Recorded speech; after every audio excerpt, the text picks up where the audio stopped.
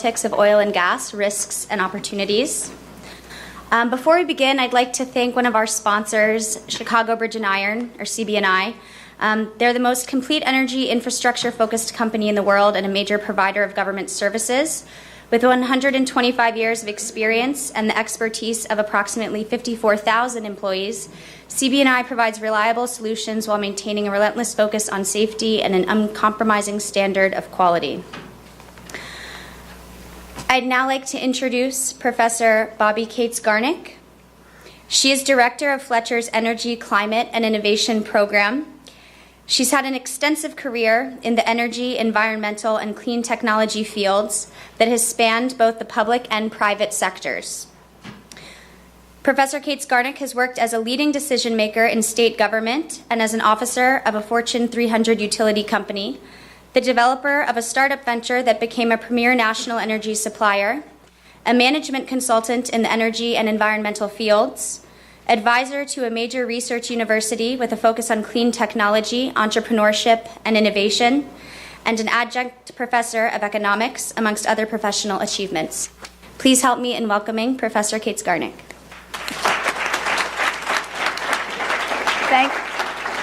Thank you very, very much. First of all, I'm delighted to be here with an august panel who is really going to answer the question that everybody in the world is waiting for. What will oil prices be next year, in the next decade, and forever on? But to get there, they're not going to tell us their answer till the very end, so everyone has to stay and participate and ask questions. But just let me set the stage and the scene for what we're going to do this afternoon. Many years ago, in the mid-'80s, I engaged in a consulting project called The Perils of Prophecy, which reviewed the level of investment made in the oil industry based on the forecast of oil prices. That report is still relevant, and our distinguished panelists today will explain the complexities of the oil and gas sector from their multiple perspectives. So in order to understand where we are today and the forces, how the forces unleashed could impact tomorrow, we're going to need to dig deep and hear their expert opinions. And let me just describe what they're going to say. Sarah Emerson will start us off to discuss what goes into a forecast. She will suggest some winners and losers and help us understand what is happening in the oil market. Perhaps she will also bring in some way, some of the policies addressing climate change and what impact they could have on the future as well. Polina Mirenkova will provide insight into one of the complex areas of the world geopolitically, the former Soviet Union, the sanctions against Russia, how they have impacted the economy, and the implications for oil production.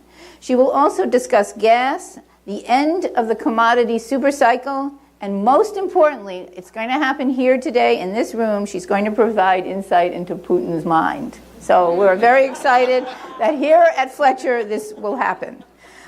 Kevin Book will provide his perspective into the market, and I hope dig deeper into the factors without naming the company, what impacts company decisions, because I think that it's really important that we sort of understand the mind of the high-level decision maker when we're coming to think about the energy sector. And he will help us pierce the corporate veil as key actors cope with a volatile oil market. So a lot of firsts are going to happen on our panel today.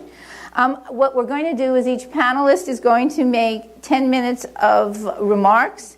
I may take the liberty of asking some questions if nothing appears on the screen, which I'm hoping they will.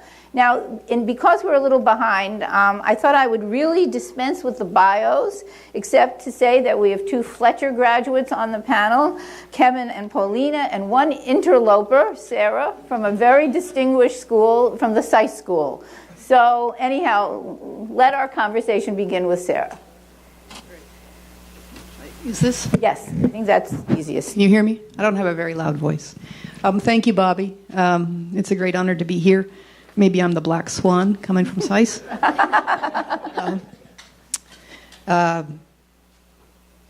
Given 10 minutes to talk about all of these different topics is a little bit impossible, but we're going to do our best. I thought what I would do is I'd talk about 3 things. 1, a little bit about our forecasting process. 2, identify the two kinds of risk that we think about, and three, what do we do to manage the exposure of our forecast to risk. And just to give you a little background on, I've been an oil and gas market forecaster for literally 30 years. And I've seen a little bit of everything. I've seen mathematical models, I've seen qualitative models, I've seen algorithms, I've seen lots of big data.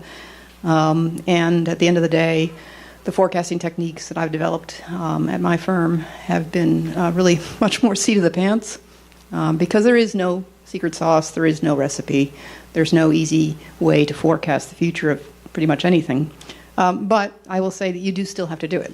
And I think Kevin will talk a little bit about why companies have to have a view of the future. In the same sense that you go out when it's raining, you take an umbrella. Well, you won't take the umbrella if you don't know it's raining or it's going to rain. So let me start a little bit about forecasting. My firm is an energy research and forecasting firm. We work with companies, consumers and producers of energy all over the world.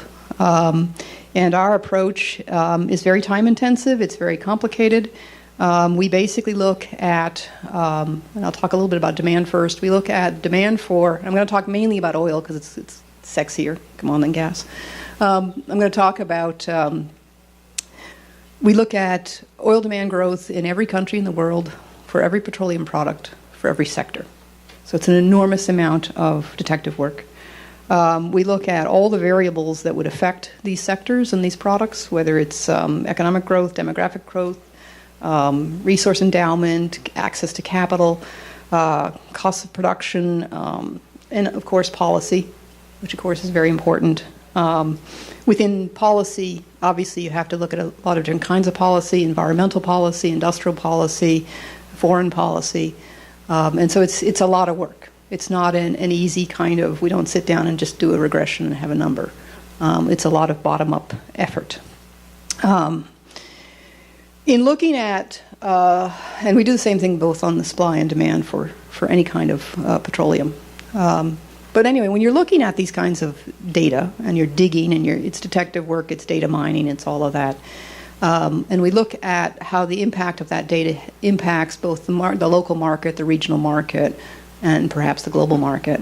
The kinds of risks that we worry the most about in terms of whether we've correctly can project supply or correctly can project demand fall into two categories generally.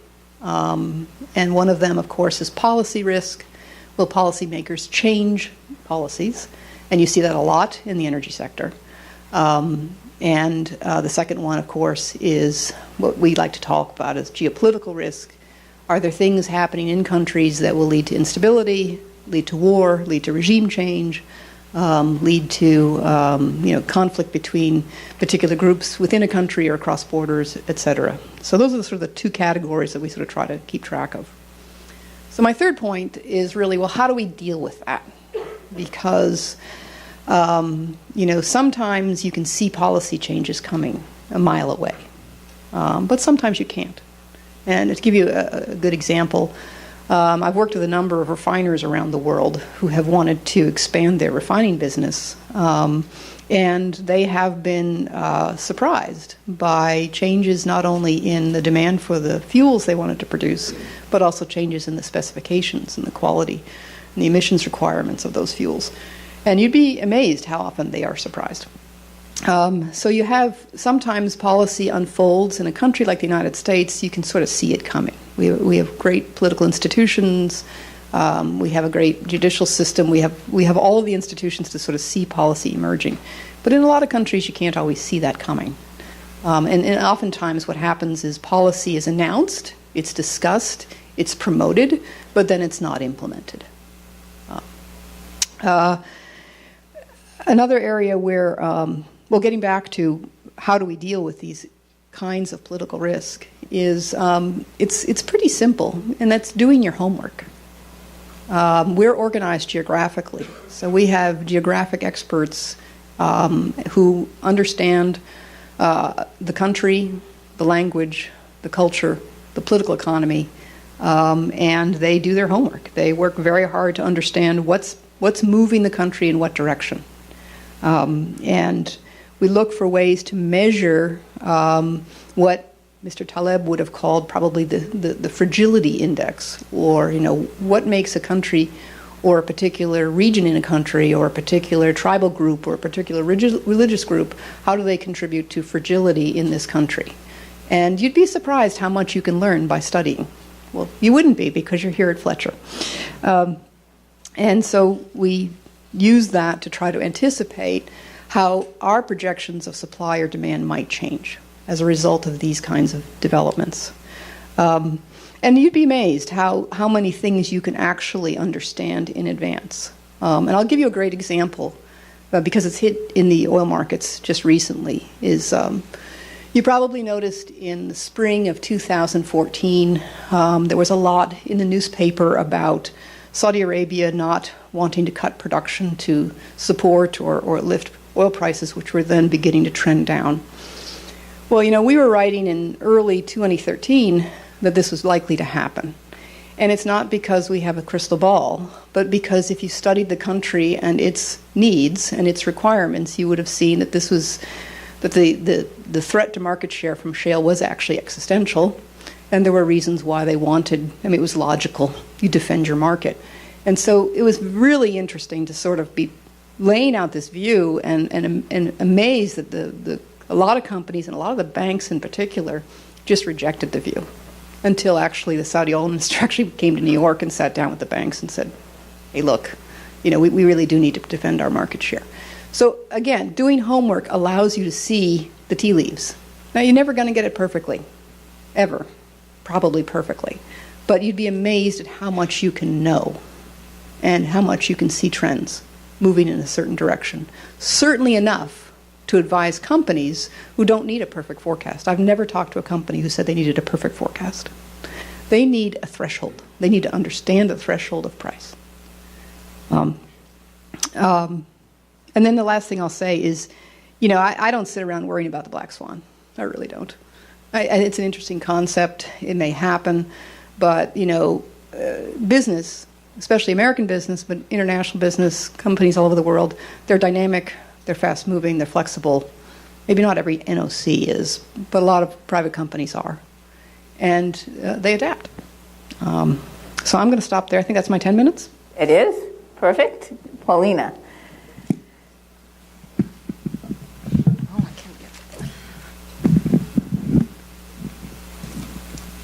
Well, this was a very excellent introduction, and maybe I can see a lot of parallels with the region that I am covering, which is the former Soviet countries.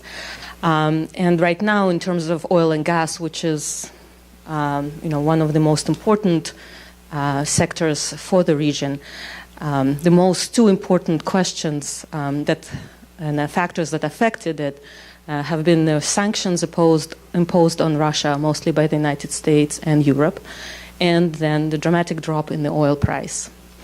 And so I would like to cover that, and then if I have time, I will mention Putin. The sanctions that the United States imposed on Russia were first in response to the annexation of Crimea, and then as Russia been supporting the separatists in eastern Ukraine, the sanctions have been ramped up and expanded. But there are two interesting features of the sanctions. One is that they have been quite specific. They targeted particular companies, particular sectors, particular individuals, as opposed to other sanctions that the United States have imposed on other countries. So that's one. And then at the same time, they were deliberately left quite ambiguous in their implementation, which caused a lot of confusion for businesses because they wouldn't necessarily know, our delivery or our purchase of coal from Kuzbas. Does it fall under the sanctions or not? So this is not only oil; it's quite wide-ranging. And on the part of the United States government, this is actually quite deliberate. And I think that the sanctions effect on the Russian economy has been unexpectedly severe. I don't think that the originators of the sanction actually expected it to be that powerful. And there are, in terms of the oil sector, these sanctions are really longer term. They will have longer term impact. But the immediate damage has been done by basically shutting out Russia out of the access to international capital markets. And so we have seen that ruble depreciated very significantly by 60%, I think, in the fourth quarter of last year, basically because a lot of companies, and not only oil companies and not just banks, had to roll over their loans, and they couldn't get access to capital more than, they can only get a loan for 30 days, but no longer. So all the Russian companies whose debt is coming due, started looking for dollars on the domestic market. And so that's when we've seen the ruble collapse, even more. And this inability to access capital markets has created, has imposed a very difficult economic hardship for the entire economy. And the other part of sanctions is longer-term impact on oil production in Russia, in particular. That is prohibition of transmission of technologies to Russian companies, specifically exploration in the Arctic offshore, which is there is a lot of hope for next generation of Russian oil there, and also no transmission of technologies for shale production, shale oil. And this, if sanctions are not lifted in the near future, will have impact on Russian oil production, 10, 15 years down the line, when these projects would have been come on stream and started producing. So no immediate hit, but it's a two-prong approach, short-term and long-term. And of course, another aspect of the sanctions was that companies have to cut their investment programs, this is. Foreign companies are afraid to do business with Russia. Even my own company, we had a lot of internal conversations as to which project we can take on and not. And as a result, you see focus on other former Soviet countries, specifically the petrostates, Kazakhstan, Azerbaijan, as emerging as a kind of interesting marketplace. In terms of oil price drop, for Russia, actually, it hasn't been as bad. The impact of oil price drop hasn't been as bad for Russian oil producers as the sanctions. Who really hurts from the drop of oil prices is the Russian government, because it basically takes, almost 85% of the upside. And Russian companies for a long time has been operating in a, $30, price environment, really. These are two key themes. And in terms of looking in the crystal ball for oil price forecast, we actually expect that, right now the market is rebalancing. The prices dropped because there was oversupply of oil on the market. United States production has increased by 80% since 2008. I mean, it's been incredible growth, as you probably know. And the market has to rebalance. At the same time, the global demand for growth is expected to continue to rise, maybe not as rosy kind of growth as expected, a year ago, but still the consumption is expected to rise. So to meet the demand, the relatively high cost oil production has to come on stream. So my company's view of the oil prices is that in the next 5 years the rebalancing will happen, and by after 2021 the prices will come up to $90-95 per barrel to attract those harder to recover, more costly supplies. Coming back to there isn't a map, but Just one point on political risk. So Putin, just briefly, I don't know him personally, but I know that he's very popular. Okay, this will probably go into the questions at this point because I think I'm close on time. But Putin actually took a great attention to the oil and gas sector in Russia. He studied it personally. He makes a lot of decisions, ultimate decisions on the sector himself. Kind of a micromanager, but it's understandable because Russia oil and gas sector is so important for Russian economy. But he is not the only decision maker in Russia, and he has to listen to people who are the siloviki, the power apparatus in Russia, who are a lot more conservative, and you probably would describe them as kind of war hawks or power hawks, and they could deposit him. So he has to keep that balance.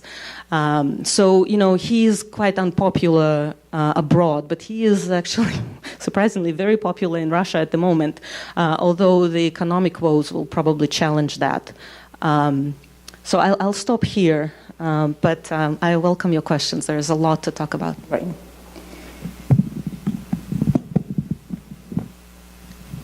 Well, thank you for the introduction. As a Fletcher alum, and also actually as a Tufts undergraduate, someone several times last night at the dinner I was referred to as a double jumbo, and I'm trying to cut down.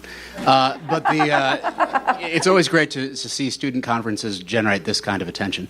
One of the things that I think was sometimes a bit unreal at Fletcher was when people would have conversations in class about these things that we might be doing shortly after graduating, and I thought, really, this is what I'm supposed to say when I testify in front of Congress? That's never going to happen. Really, I'm going to be talking to people who are making international investments for the next 30 years. I somehow doubt it. No, it's all true. You're going to go out and do this. For those of you who are students now, believe it, study hard, and then you'll do like I did and go back and think, wow, I wish I hadn't had quite as many late nights drinking. So the drinking man's risk analysis for oil companies. Our company serves two kinds of investors: those who are financial investors who manage portfolios of financial assets, institutional assets, and those who are strategic planners at very large oil companies and also some very large industrial companies. And the two are very similar in the sense that they both have portfolios of different assets that they hold, and they both care about long-term expectations an awful lot. They ask firms like ours to look at things like policy risk and geopolitical risk, and also economic trends. And because they like diversification as a risk management protocol, they don't just trust us. My typical meeting is sitting across from either a portfolio manager or a senior executive who is sort of squinting at the book of materials I've given, then scowling and trying to figure out if I know what I'm talking about. Truth testing your analytical provider is a big part of what they do. And the reason is that they're trying to understand the things that they don't understand. Oil companies, unlike financial investors, are constrained by geology. Their portfolio is essentially going to be about the rocks. Their job is to get oil and gas out of the ground, and ideally to do so in a way that produces a very substantial positive return on invested capital. If you look at the sort of kind of thing that an oil company does, at the first level they are engineers. Okay, some of these projects are absolute marvels of engineering. At the next level they are bankers, investment bankers really. There's money going in, there's money coming out. Think of it as a money machine. But at the international oil company level they are also diplomats. And perhaps more so than anything else, when you think about it, from the wellhead to the burner tip, governments control the value chain everywhere, here, everywhere else, even directly and indirectly. Policies that generate incentives for demand, alternative fuels that compete with the things that you're building on. Even before you get to geopolitical risk, policy risk creates a tremendous hurdle. So there's a couple of ways you can deal with this. There's the smart sort of intellectual, hey, I just went to graduate school. I took Jacques' class. I'm going to do some discounted cash flow analysis, for those of you who've taken Professor Jacques' class. And you can try to capture the risk in terms of any specific project or program of projects, in terms of your execution risk in the numerator, a coefficient you might apply to the revenues you expect to flow out of the ground. Or you might try to capture actual sort of default risk, the prospect of anything from expropriation to failure in the denominator with a higher discount rate. Or you can just say, you know what, I'm going to pick a really low number and I hope it breaks even at this number and still gives me a 15% internal rate of return. And if you look at what a lot of the companies do, that's where they start. The historical price of oil since 1859 in real dollar terms is $33 a barrel or thereabouts. Mm-hmm. So for anybody who entered the business thinking they were getting a $100 forever future, they were not managing risk appropriately even before you got to geopolitics or policy. The second thing you should think about is that if you do have a realistic expectation for what your break-even price is, your relationships with the government are the next most important thing that you can do when you're operating in someone else's country. The easiest way to manage that risk is to stop operating in someone else's country. If you look at where the world has gone, the resumption of production here in the United States reflects a reallocation of international oil company capital as well as independent oil company capital here in the U.S. with a focus on risk diversification, but also risk minimization. For a lot of the big companies, they wanted a piece of the shale, and so this was a way to worry about, essentially how to dispose of water rather than worrying about what to do if you get kicked out of Venezuela's Orinoco Belt. On the other hand, it does inject a new and sometimes unpredictable level of risk, which is our government, which is coping with the change in production in unprecedented ways in memory, but certainly in the last 100 years of America, and doing unpredictable things as a result. So the top 5 things that we're being asked to look at right now by clients. I was in New York. This is Saturday. So I was in New York on Thursday talking to sort of long view hedge funds. And the first thing they wanted to talk about was the Iran deal. From a price perspective, this is plus or minus somewhere between 500,000 and 1 million barrels per day from where we are right now. Either Iran comes back to the market or Iran leaves the market entirely as a result of a new round of sanctions. Very impactful given where we are in the current supply environment. Second, a lot of questions about Russia sanctions. I think Paulina treated why. It's about the long-term view of whether there's going to be supply for when demand eventually wakes up, sort of scrubs the dust out of its eyes and walks back to the cash register and starts trying to spend $100 a barrel to get the supply it needs. The third, fourth, and fifth were all here in the U.S. They had to do with questions of crude oil export policy here in the U.S. Number 3. Number 4 had to do with questions of trains and how those trains that are carrying crude oil out of the Bakken Formation primarily, but also other unconventional regions might perform. And the third one might surprise you, maybe not. It probably doesn't come up here much on the college campus scenario. Climate. There's all sorts of government climate unknowns, including the management of methane as a byproduct of oil production in the U.S. So each of these things, whether you're going to address them in the numerator or the denominator, if you look at how oil companies actually get down to it, the biggest ones take a low price, and then they do 2 things. They diversify into as many geographic and geopolitical terrains as they possibly can, but then they try to look for the highest risk-adjusted returns they can get. The second thing is they syndicate their risk. They try to get other guys to invest with them. And that's a great way to deal with their third tier of risk that we didn't address beyond geopolitics and policy, which is dealing with their sourcing of capital, the cost of that capital, and what investors think about their reserve replacement prospects and how exposed they are to risks. But I'll handle that in the questions. Thanks.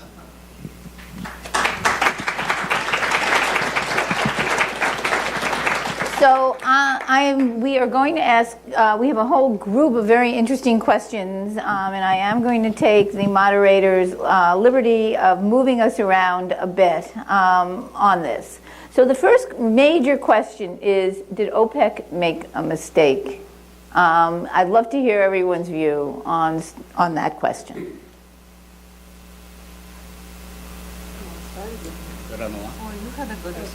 And not everybody has to answer every question. Feel free to take, right. I'm not sure I understand the question. Did they make a mistake? Did OPEC make a mistake with their decision 6 months ago?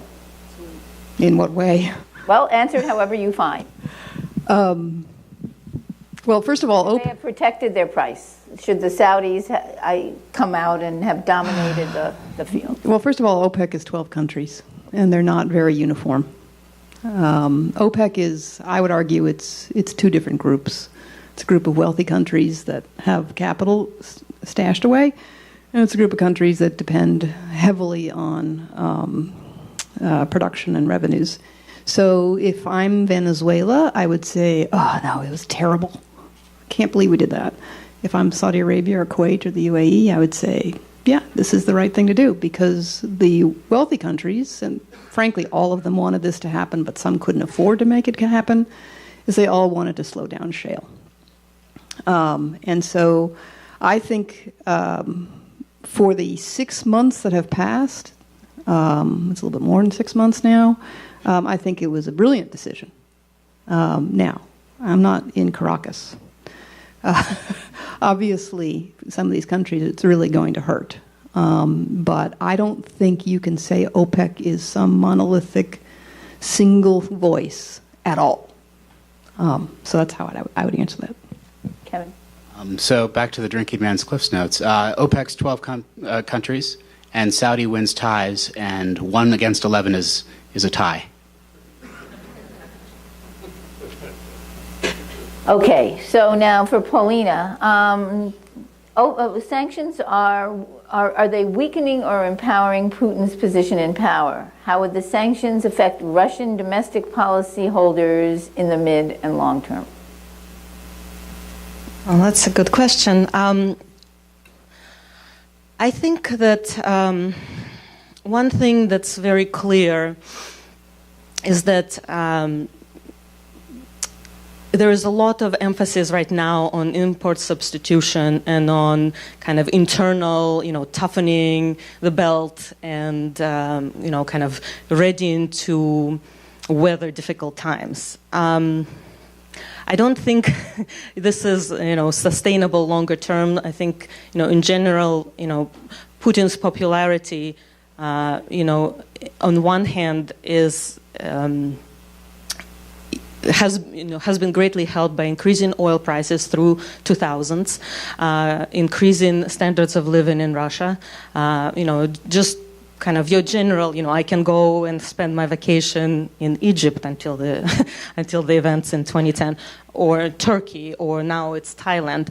But that's on one hand. But on the other hand, there is a sense that for Russian populace, and it's a striking of this nationalistic chord of, okay, now Russia is important again, and we, as a country, now being more listened to, and we are reasserting ourselves, and you have to give some kind of validity to the fact, to the reality that people are prepared to suffer for it, to feel good about the renewed purpose and meaning, and there are these two factors, they play against one another.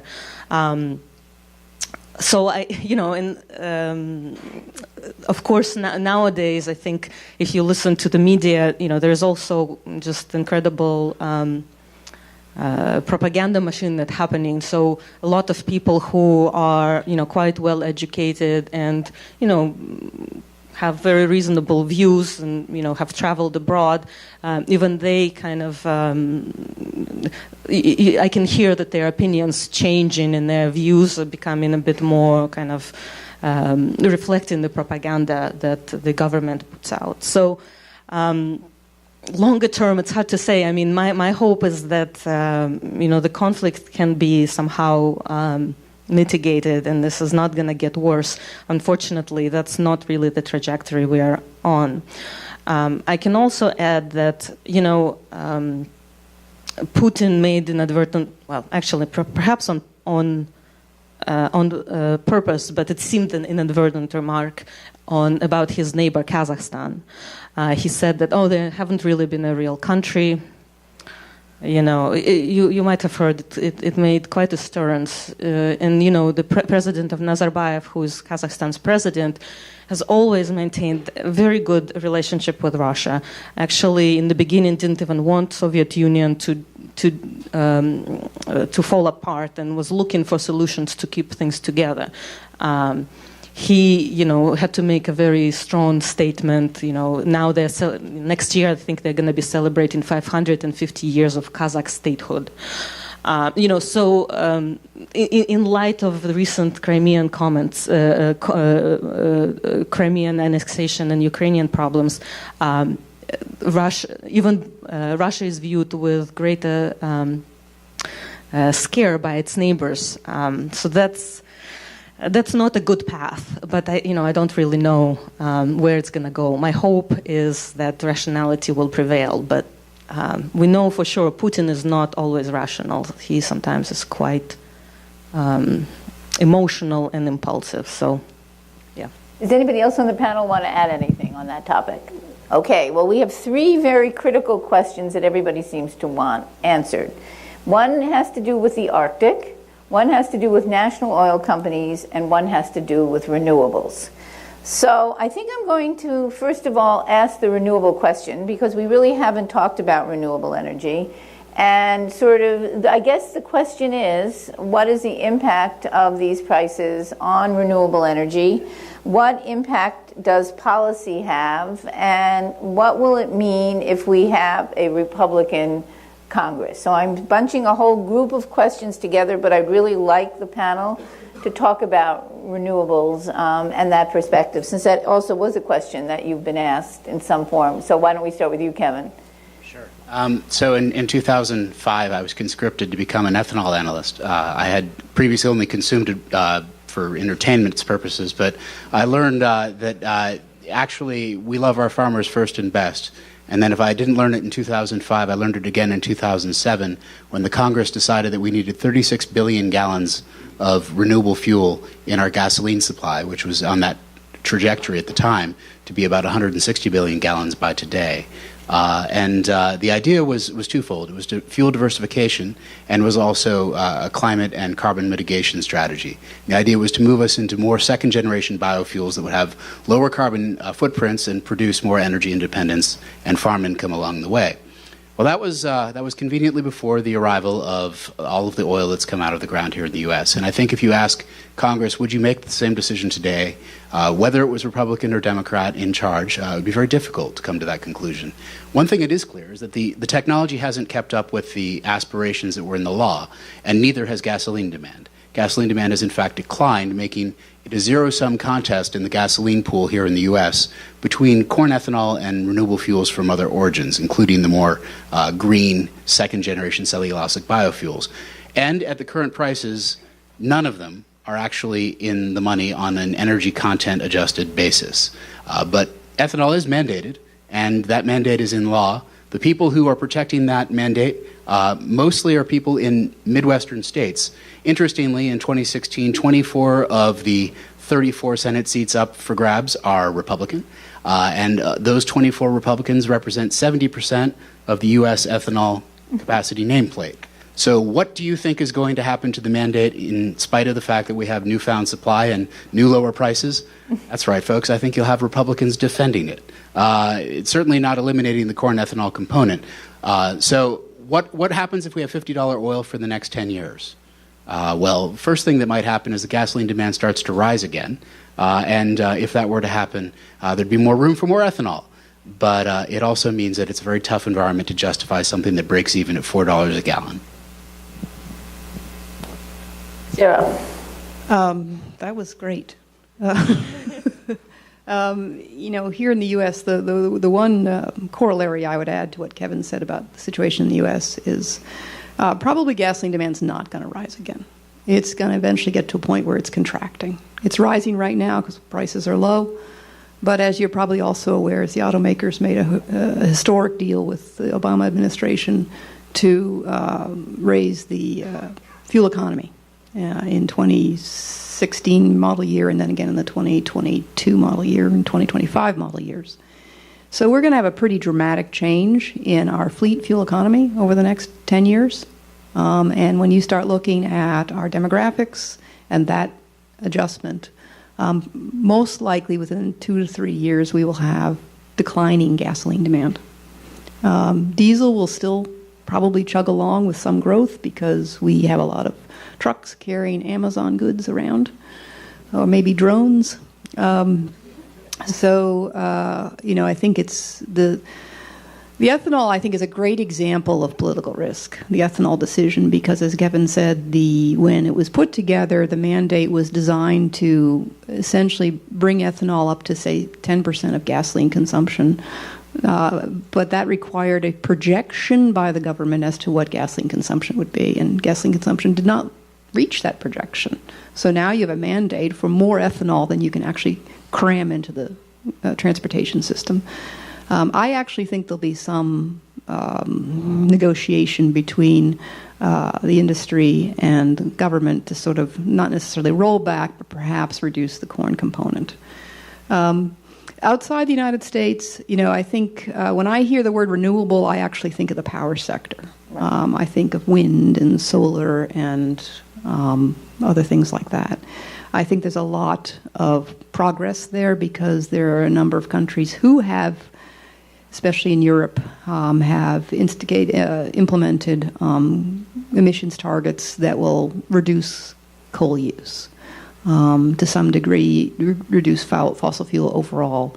Certainly you see this in the Scandinavian countries, in Germany, even in the UK. Wind has had a really big, but I think you guys have probably all done the math. Coal is the thing you want to get rid of first because of the carbon content. When you start talking about renewables and transportation, I switch words. I switch it to alternative fuels. And that's where you get biofuels like ethanol, but you also get alternative fuels that may actually be of fossil fuel origin, like coal to liquids or gas to liquids. And as Kevin said, these are not affordable at current prices for oil. Oil wins. So what happens is the economic motivation for pulling more alternative fuels into the transportation sector are just not there. So it requires governments to, in a lucid and thoughtful way, try to mandate additional use of alternatives in the transportation sector. And you do see that in some countries. And we're actually seeing quite a bit of an effort in China, of all places, to add renewables to the energy mix. So, there are little victories around the world, but in a low oil price environment, I don't think we're going to see really anything dramatic. And let's hope that we'll see more effort on the coal power generation. So, I could add a little bit about use of natural gas in transportation, specifically in China, because it's been one of the more kind of widely implemented examples. And there they use liquefied natural gas for trucking, and that's displaced diesel. And the main reason has been the price differential between diesel prices and natural gas. Diesel prices were tied to international oil prices, and gas prices have been regulated, although there's been a lot of changes in Chinese policy in terms of pricing. But what, again, you're right, with oil prices falling, the gap between oil and gas has been decreasing, but Chinese government has taken advantage of this and introduced taxes, right? So they kept for the average consumer, the gap is still there. It's just that it's now taken up by the government. So they actually still see some implementation of LNG in trucking, but of course we're still watching the squeeze because cheaper oil, renewables are very hard to compete with that. So to bring up the political issue, what if we are able to come to a global climate pact in 2015? Will that have any implication? Is it window dressing? How does the world see that as a political mandate? Is it a risk? How should we be viewing it?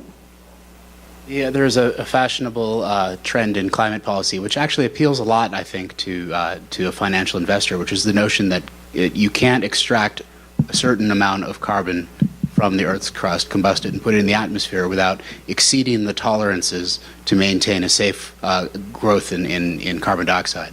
And that argument is that you're going to essentially strand your assets if you're a company and there's a climate doctrine that says that you're you're no longer allowed to produce it, then the investment dollars that you put towards those projects with 30-year horizons are going to be lost. For this to be true, a number of very hopeful things have to come true.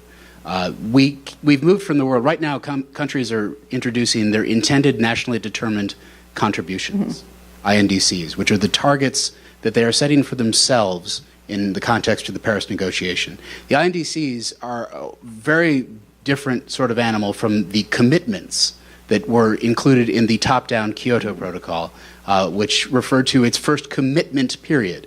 And it's not just, I mean, it's true, I think, that you get a lot of vocabulary out of the climate community, but the word commitment means something different than contribution.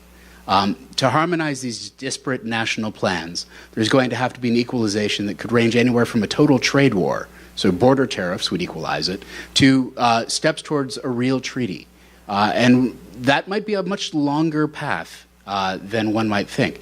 So if you're looking out to 2025, I'm not sure that you see true investment risk from a climate bargain. If you're looking out to 2035, you might start to consider it one of those tail events that you'd look at.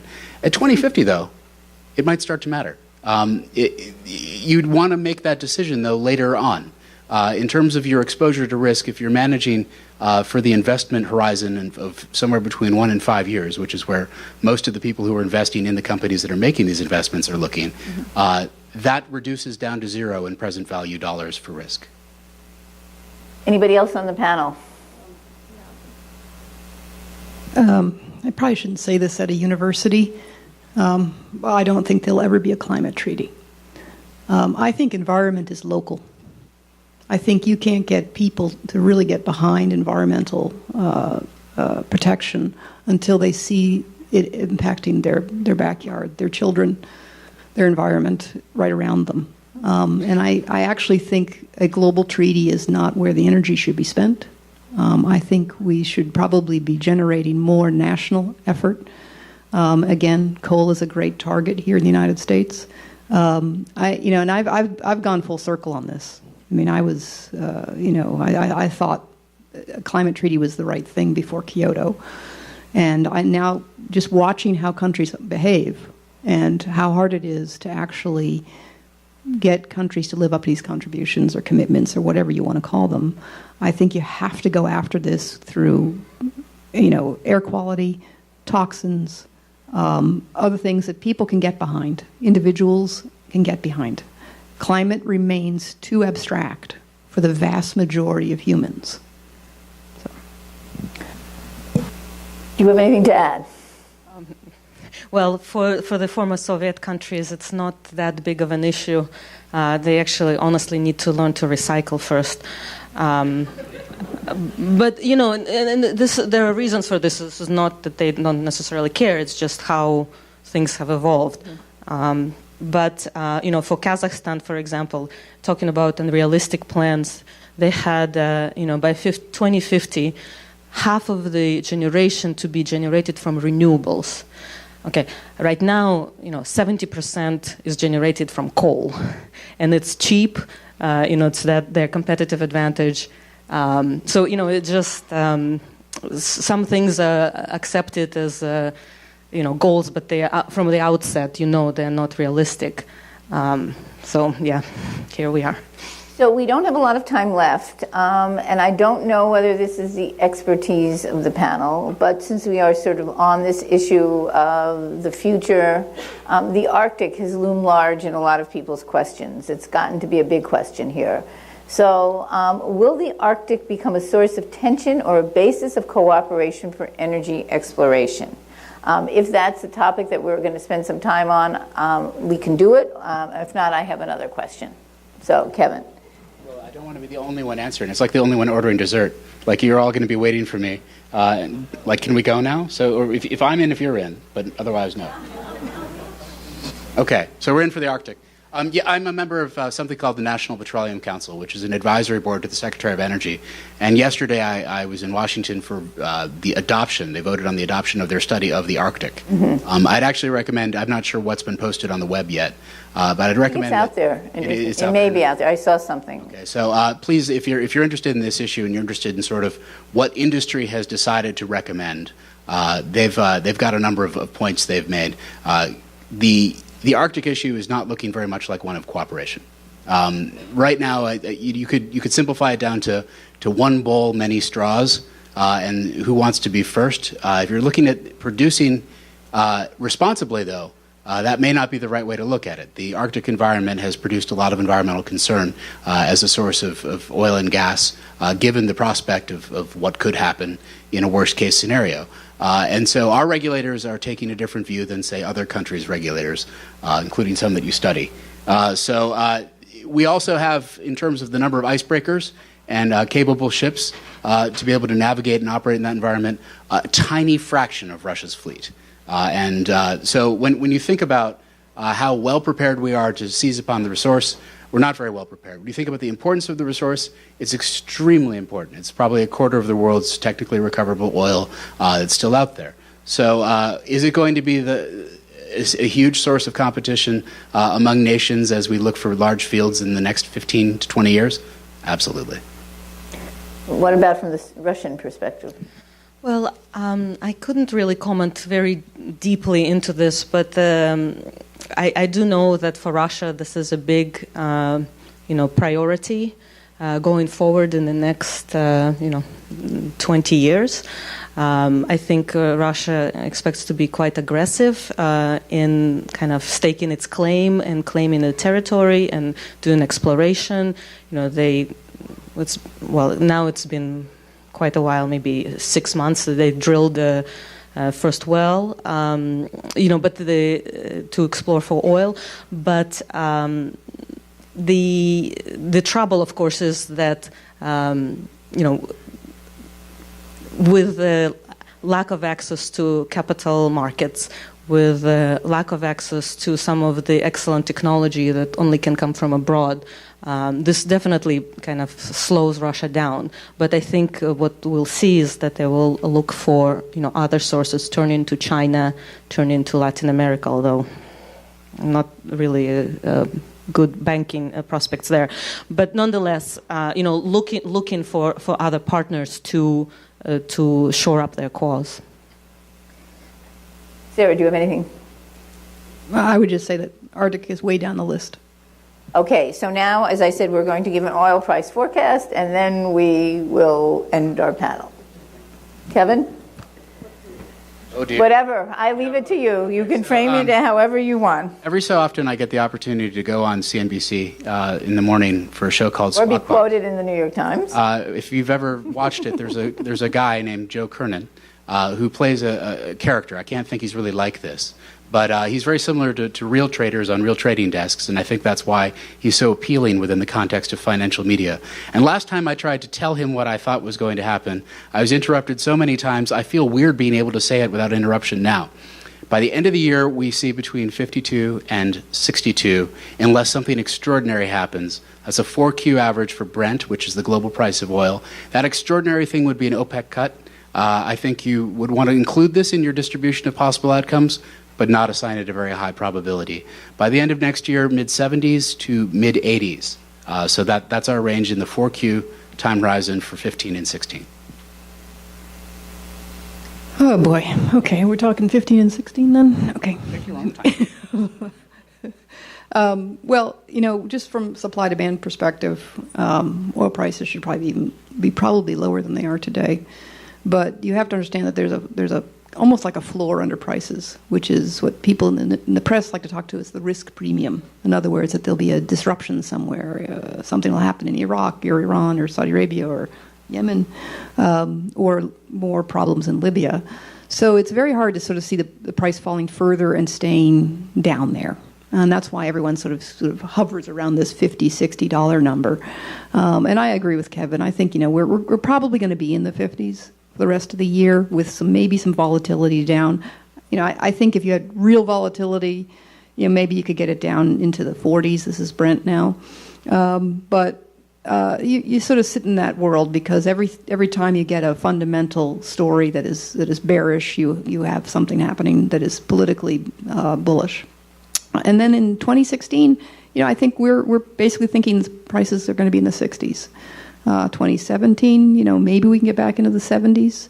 But I think the return to 100 is quite a ways away. Absent an explosion somewhere like Abcake or something. Mm-hmm. Well, I already mentioned in my opening remarks, actually very similar forecasts near term.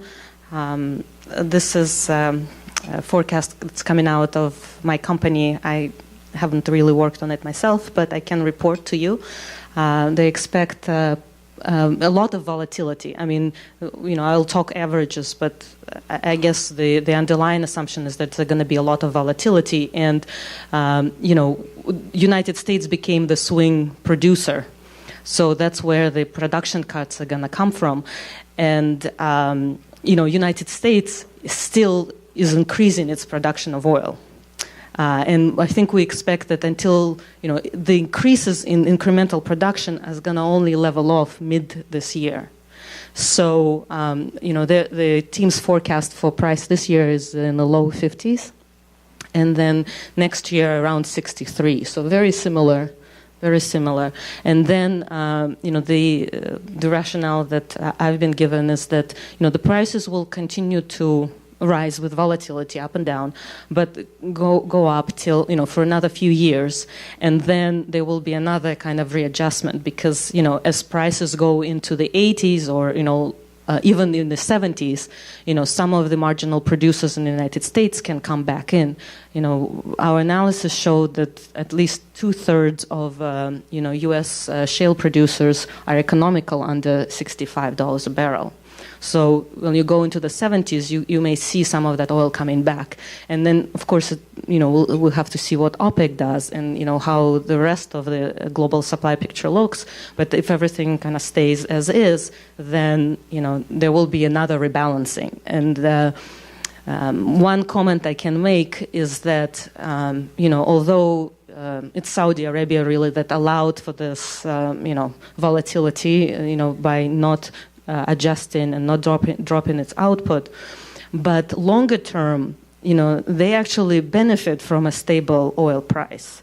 This up and down all the time, they need budget to balance, so I think longer term, they probably will return to their role as a balancer in the oil market to maintain the oil price at a more or less stable level. Because if United States remains the balance in the oil market, it's and many numbers of disjointed producers, making decisions of shutting down production as oil price changes. It's a lot more unpredictable. So I guess I'll close with that. Thank you. Thank you. So thank you very much to the panel. I think there's concluding remarks and then off to cocktails. Thank you.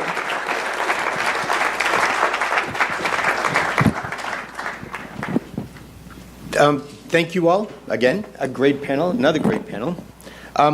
Anything in closing that I might say at this point would be entirely anticlimactic, I have to say. It has been, at least from my perspective, hopefully yours, it's been truly an extraordinary day.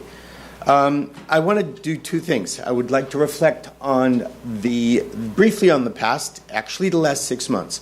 The work that this student group has done, certainly Julia, Shalini, Stephanie, all of the students that have worked so diligently and hard over a considerable period of time to get this together, truly has been remarkable, and it's a tribute to them.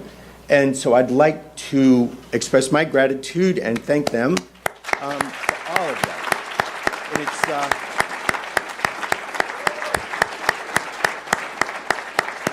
And it is not to be, certainly it's not to be overstated because it's truly been remarkable. And the last thing I would like to do is reflect just briefly on the future. I think you've heard several times over that it's been some time since such an august gathering has taken place here in the past. I would say that the level of enthusiasm, certainly the excellent discussion, and absolutely your willingness to share such important ideas certainly has dramatically reduced the risk that it'll be such a long time that we would gather again. So I will thank you all, and I would look forward to seeing everybody downstairs for the reception. Thank you so much.